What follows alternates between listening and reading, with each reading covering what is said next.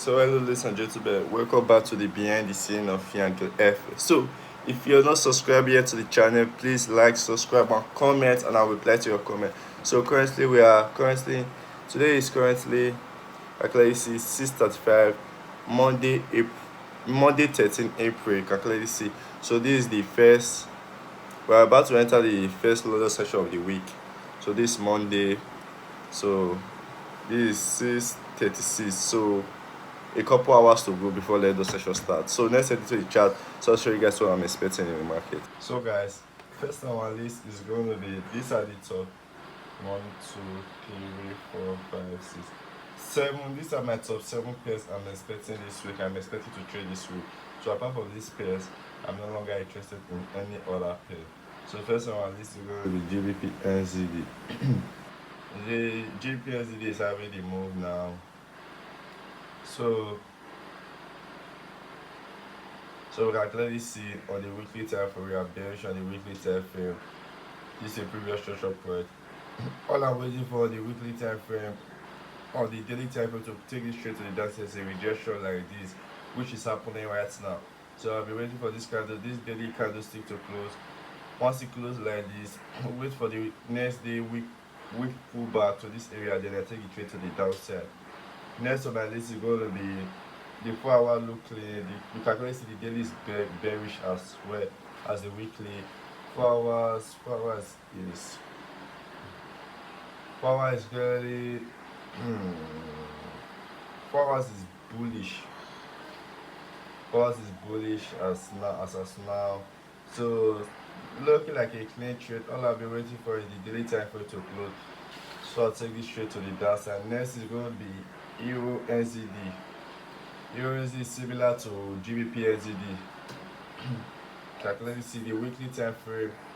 You can clearly see the weekly time frame will hit a massive resistance level. If you go down to the monthly time frame, you can clearly see we hit a massive resistance level, a high, and now we are showing a slowdown. We have a monthly engulfing candlestick, have the pullback to this previous structure point. We go down to the weekly time frame.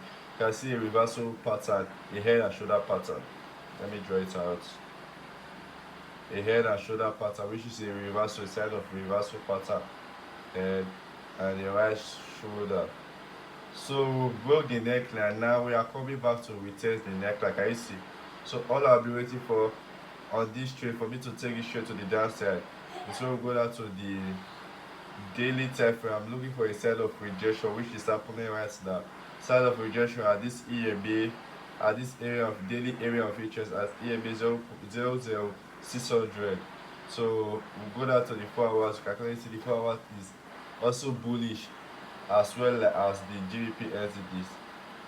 So all I'll be waiting for is some kind of price action at this area for me to take the trade to the downside. Next is going to be NZD JPY.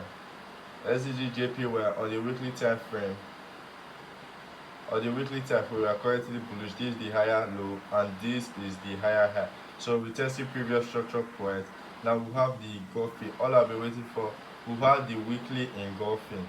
Showing us that we've rejected this weekly area of interest. You can clearly see, I always write it down, weekly area of interest. You can clearly see it shows sign of rejection, give me by engulfing the last 2 weekly candlesticks. So we go down to the daily time frame. All I'm waiting for the daily time frame is the pullback to this daily area of interest, pull back to the EMA, pull back to one psychological level,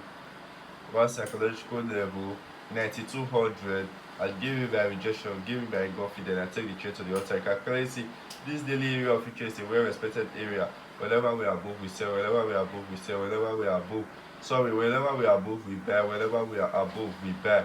Whenever we are above, we buy. So all I'm waiting for is the market to pull back to the support level and did what it has done before. You can clearly see I'm looking for just this move to happen here. Look at clearly see, look at it here. We broke above, retest, then what happened? Give me our rejection, then what happened?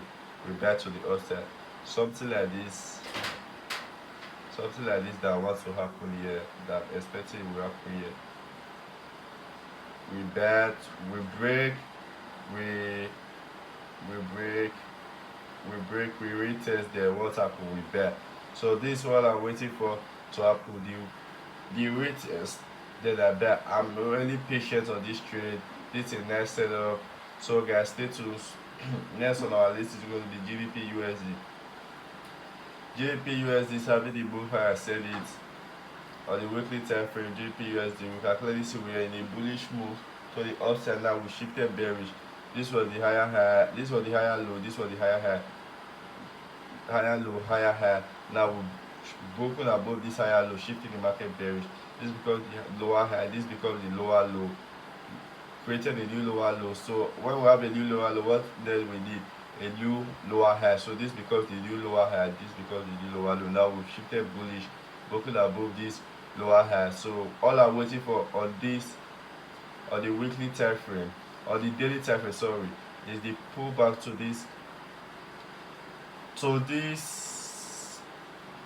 to the previous structure point, sorry, so the previous structure point, the double bottom neckline of the double bottom, retest the EMA, retest weekly area of interest, giving my engulfing, my bullish engulfing, then I take the trade to the outside.